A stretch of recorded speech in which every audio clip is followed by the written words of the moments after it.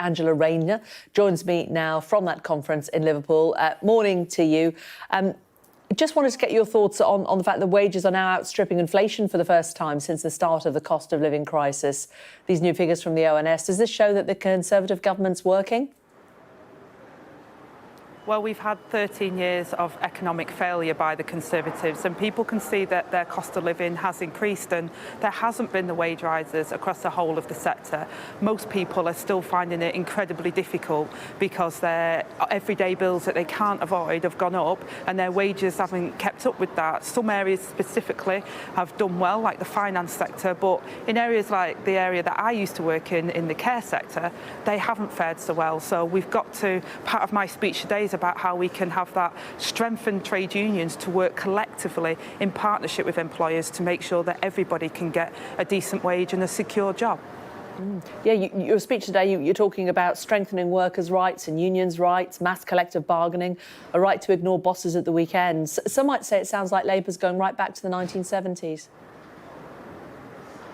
Well, no, this is about, we've seen, for example, P&O workers, over 800 workers who were fired and rehired. We've seen that bleeding into our economy at the moment. So people are less secure in work at the moment, and certain sectors, again, they're not seeing wage rises, but they've seen their bills increase. So this is about really making sure that everybody could do well in our economy, because that's how we'll have growth across the whole of the UK and ensure that everybody can play their part in that. And to do that, you do need strong trade unions and good employers, and you need a good state that's willing to invest in our infrastructure for the future, and that's what Labour's proposing. And we've seen it in places like Germany, where you have strong trade unions and strong employers. They have a great manufacturing base and a better performing economy because of that, and I really want to make sure that we're at the forefront internationally in creating those opportunities and those jobs for the future.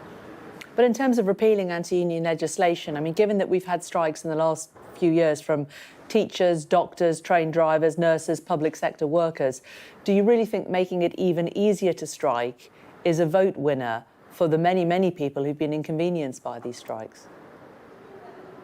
Well, this isn't about whether it's easier or not to strike in the UK. It's about reducing the ballots that are required, isn't it?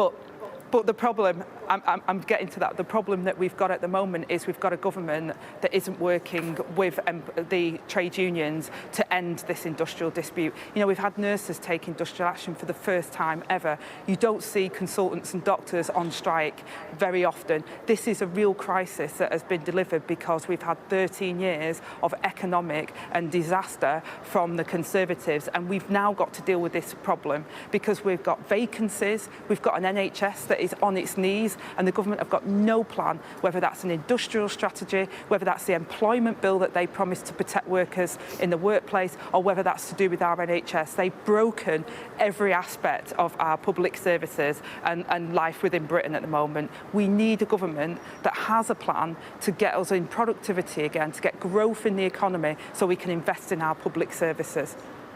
And in terms of growth in the economy, you want to look at day one employment rights. I mean, won't this discourage people from taking on new employees if employees, for example, don't have to prove themselves but could theoretically go on sick leave from day one? And some have said that potentially these plans mean that they couldn't be sacked for 2 years. Well, let me dispel that myth, because employers can sack workers for misconduct and for absences, so that is still the case. But what you can't do is unfairly dismiss people, and that's the important bit. And employers know this and understand that if you treat your workers well and you use your procedures properly, then actually productivity goes up. You get a greater staff retention rate, so you're not having to recruit all the time and have more staff development and training. It means that actually if you invest in your workforce, then you get better productivity as well. So rights from day one is about protecting people in their workplace, ensuring they have the security going forward. But it doesn't mean that employers can't deal with misconduct or absence issues, which has always been the case and will continue to be the case. Another of your suggestions are these fair pay agreements, a return of collective bargaining through them. Social care, you say, is one of the industries that you really want to benefit from this. Now, this, from my experience with it, you obviously got experience with it as well. I mean, it's virtually entirely operated by the private sector, but a lot of these jobs are funded through councils, aren't they? I mean, if you're going to have higher wages across the social care sector. How on earth are councils going to be able to afford to pay these bills? We've seen Woking and Birmingham go bust already. I mean, it is something that's close to my heart, and it's something that I did as a shop steward back when I was working in a local authority, and I worked in partnership with the employers to make sure that we had a diverse economy when it comes to the care sector, that those care workers got equal pay. They also got a training programme that meant their wages actually increased, and we were able to balance the budget as well, because it wasn't about the top line of profit, it was about providing good quality care. And if we don't do that, what happens is people end up in hospital because they're not able to get the care in the home when they need it the most, and that costs us so much more. We need to look after care workers, invest in them so that they stay in their job, that they have good training, and that we can deliver good quality care. And it saves us money because we've not got people in hospital on trolleys, which is absolutely horrendous when you think of these are the post-war generation, these are our grandparents and our parents. They shouldn't be on trolleys in the NHS costing us more when we should be able to deliver good quality care in their own home. I know we can do this. I've done it when I was on the shop floor. We just need somebody who understands the problem and can work with the employers and the trade unions to make that happen. But how can the councils afford to meet these bills? I mean, I'm sure everybody would like to see care workers paid more. It's a really, really tough job, and the people who do it are quite exceptional. But if councils are paying the bills and the councils can't afford to exist as they are, where's this money going to come from? Is this going to be added on for taxpayers? Sure. Well, the challenge that we've got is we've had 13 years of the Conservatives that have slashed council budgets. So we're seeing this squeeze on council services, not just in terms of equal pay, but these squeezes on council services because the government have failed to give them long-term funding But solutions. how would Labour sort that financial problem out?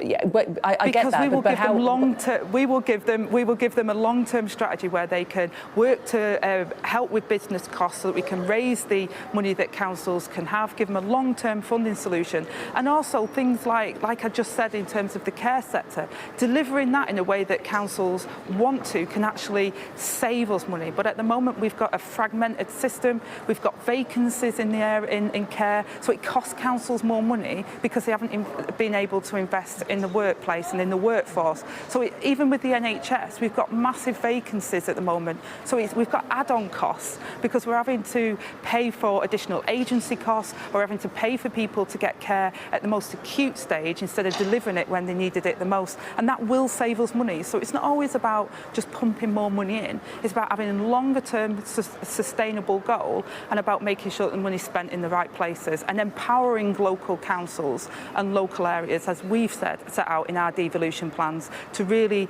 make the best of what they need locally. OK, a couple of quick questions before we let you go. A new report out today says 1 in 3 surgeons have been assaulted by their colleagues. A real problem within the NHS. What's your view on this? It's absolutely shocking in the NHS as well, absolutely shocking. I mean, we set out in our New Deal for Working People about how the last Labour government brought in the Equalities Act, and we want to make sure that any form of harassment at work is not tolerated. And again, that's about strengthening workers' rights, because if you feel insecure in your work, or you're not able to speak out about these issues, then it does fester, and it allows a culture where these type of extreme practices go on, and that's not acceptable. Nobody should be harassed in their workplace, and people should feel confident that they've got secure employment, that they will be listened to when they raise a concern, and that it will be acted upon. And that's what the New Deal for Working People is about. It's about empowering workers so that we can change the workplace and make it safer for everybody. Should heads roll in the NHS if these reports are shown to be true? Pardon, sorry, I didn't hear that. Sorry, should heads roll in the NHS if these reports are found to be true? Well, managers have a responsibility to create safe working environments, and the concern, whether it's the NHS or any other employer, if employees are raising concerns, or even if you're not, but you find out about this issue, then you've got a problem in a culture in your workplace. People should know their working rights, and a lot of people don't know their rights at work. They should know, and trade unions help in delivering that to the workplace as well, and that employers have to have procedures in place to act upon it. There is law and legislation legislation currently in place that says that kind of practice is unacceptable. The problem and the challenge we've got is this government have been allowing a culture where bad employers have been getting away with it. We will stop that and raise the standards again so people know their rights and they can exercise their rights at work, and that will make everybody safer. And those good employers that do the right thing and those good managers that do the right thing will be rewarded, and those that don't, quite frankly, they have to be dealt with. One final thing, in fact, I'd be really just cheeky and ask you a final question. I know you're very tight for time, but the government's talking about banning disposable vapes next week. You've described yourself to Matt Ford recently. You say that your children call you the vape dragon, but because you can't give it up. Are you worried about the impact of disposable vapes on kids? Do you wish you'd never started vaping? Yes, I mean, I use vape to give up smoking, which is obviously smoking is terrible, but vaping is incredibly addictive and it is nicotine. So I don't want any child, luckily my teenagers think that are pushing me to give up the vape. So they're very much in the field where I want them to be and are much more better on this than I've been. I've failed to be able to give up vape yet, but I don't want our children being subjected to vaping. This government, we brought proposals forward to end these vapes that could flavour some vapes that are clearly targeted towards children and young people, and the government voted it down. They wouldn't accept it. So I'm hearing that they're going to try and do something around disposable vapes, but to be quite honest, their actions have been failing so far. We want to ensure that vapes are used to get people off smoking as a tool, because smoking is very harmful to people's health, but we also have to ensure that our children understand that vaping is not a way forward for them. I wish I could give up vaping. I'm going to do my utmost to make sure that I do that, and young people need to know that vaping is not a way forward and they should not get addicted to it, because it is incredibly addictive and costly as well, so they need to stop. Angela Rayner, really good to talk to you this morning. Thank you for your time. I know you've stayed a bit longer than you were meant to. Thank you. Thank you.